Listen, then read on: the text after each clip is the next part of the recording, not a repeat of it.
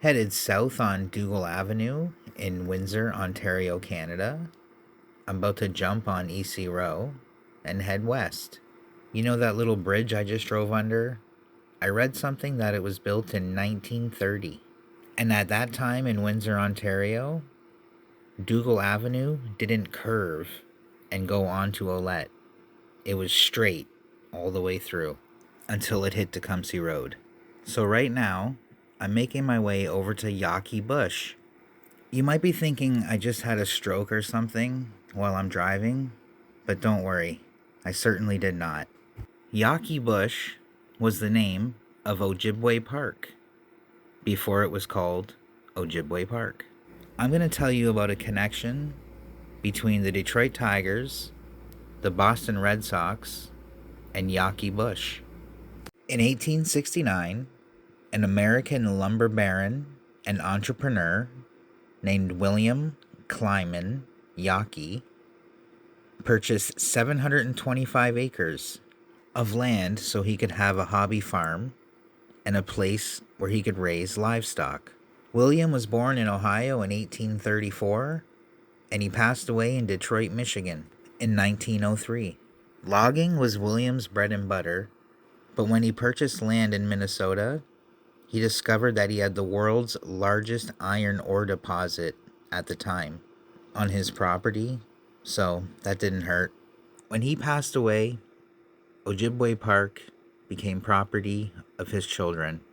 His oldest son was William Hoover Yaki, born in 1875 and died in 1919 from the Spanish flu. He was only 43 years old at the time. But during his short lifespan, in 1904, when he was 29 years old, he bought the Detroit Tigers from Samuel F. Angus. William was sole owner of the Tigers until 1908, and then he had a partner named Frank Nevin from 1908 until the time he passed away. Frank Nevin is the man responsible for Tiger Stadium being built. Okay, when I get up here to the stop sign, this is going to be Matchett Road. And when I make a left, we're going to head south on Matchett towards Ojibway Park. When William Yaki passed away from the Spanish flu in 1919, his nephew, Tom Yaki, inherited between $20 to $40 million at that time. And in 1933, Tom bought the Boston Red Sox. He bought the Red Sox for $1.25 million in February of 1933, just days after his 30th birthday. Tom Yaki ended up passing away at 73 years old in 1976. When he passed away, his wife and family became owners of the team, and they sold the team in 2001 to the current owners for $700 million. The Boston Red Sox today are currently worth $4.8 billion. And just because, why not? The Tigers are worth $1.8 billion. The city of Windsor ended up purchasing Yawkey Bush in 1957, and that's when they named it Ojibway Park. Ojibway Park is now a part of a larger Ojibway Prairie complex. The 6 key areas of this complex are Ojibway Park, Tallgrass Prairie Heritage Park, Black Oak Heritage Park, Spring Garden Natural Area, Oakwood Natural Area, and Ojibway Prairie Provincial Natural Reserve. So to my right and to my left is Ojibway Park, but to my left right now are houses. But behind those houses is a huge field. Like, it's huge. And then to the right is the classic Ojibway Park where you can walk around and look at stuff. You cannot walk around over on the left. Definitely not. But on the right, you're allowed. Okay, we're getting ready to look at the greeting center.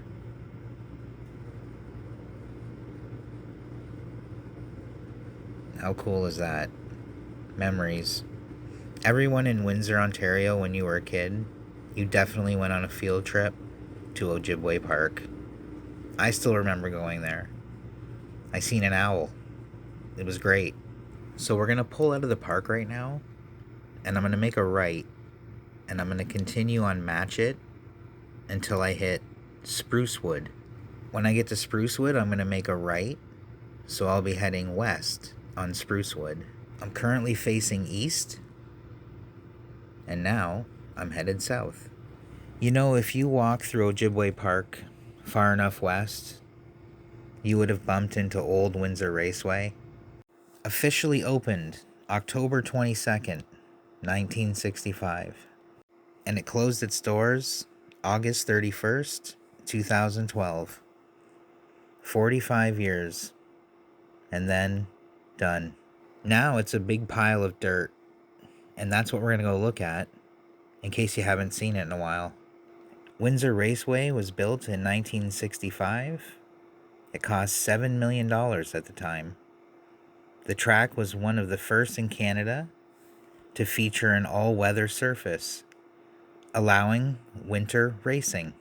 And it was strategically located to attract customers from nearby Detroit.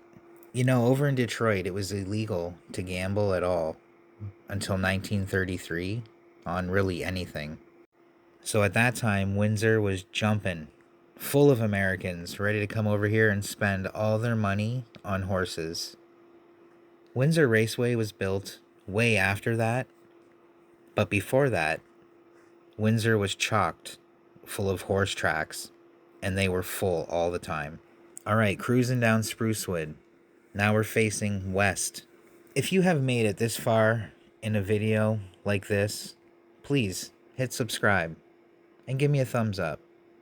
You must sort of like it. I like making these videos, and believe me, people are watching it, so I really do appreciate it, and thank you very much. So let's continue on our little journey to Windsor Raceway. I'm 45 years old. I've been to Windsor Raceway a couple times when I was a kid. Went there twice with my grandpa and twice with my mom. I remember my aunt being there, my uncle. It was a good time. I didn't know anything about anything, but I liked the horses. So in 1999, the OLG, the Ontario Lottery and Gaming Corporation, put slot machines at the track because people weren't really going to the racetrack as much as they used to. It's unfortunate, but it's true. They ended up pulling out those slot machines in 2012, and 3 years later, in 2015, it was demolished. So to my right used to be a beautiful, big facility full of horses and life, and now it's just a field with a big pile of dirt and an excavator. I'm going to make a right at this stop sign. To be honest with you, I don't really know what this little street is, but there you go. That sign right there, and another sign way over in the corner, is all that remains from the casino or the racetrack. I was lucky enough to come across a sign from the old Windsor Raceway when the casino was there, and it says parking, slots, and track. So that's pretty cool. It's a big blue sign. If you've been to the casino or the horse track, you've definitely seen that sign when you went there. So at the light right here is Ojibway Parkway, and I'm going to make a right, and I'm going to head east because I'm going to go make a video about the Gordie Howe Bridge. And I'm going to tell you the history about Brighton Beach and Gordie Howe. And I'm going to show you cameras that surround the whole facility every 30 feet. It really is truly intimidating, but I guess that is the point, right? The border. It's not there for smiles. So if you're interested in stuff like that, you should definitely hit subscribe because that video is going to be pretty good. We get up close and personal with that bridge. Driving down Tecumseh Road when I head to work every day, you never seen that bridge, and then all of a sudden one day, you seen it. And it's going to be there for a long time, I think. It's now a part of everyone's view. But no one gets to see it really up close and on the ground. So that's where we're headed right now. And after I make that video, I'm going to go back and make another video and film it even closer. So if you keep headed this way on Ojibway, you're going to run into EC Row Expressway. And if you take EC Row, you could eventually get out to Bell River if you drive far enough. So right here at the light is Broadway, and then right out of view is a humongous bridge called the Gordie Howe Bridge. Thanks for watching Old Cool Windsor, and I will definitely see you next time.